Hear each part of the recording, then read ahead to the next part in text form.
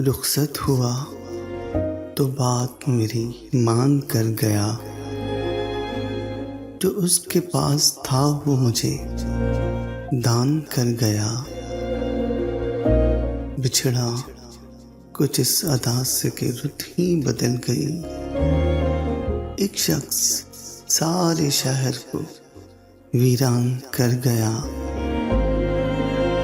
दिलचस्प वाक़या है कि कल एक अजीज दोस्त अपने मुफाद पर मुझे कुर्बान कर गया।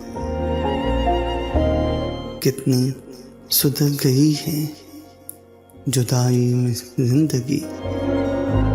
हाँ, वो जफा से मुझ पे तो एहसान कर गया। खालिद, मैं बात बात पे कहता था जिसको जान, वो शख्स आखिरश मुझे बेजान कर गया।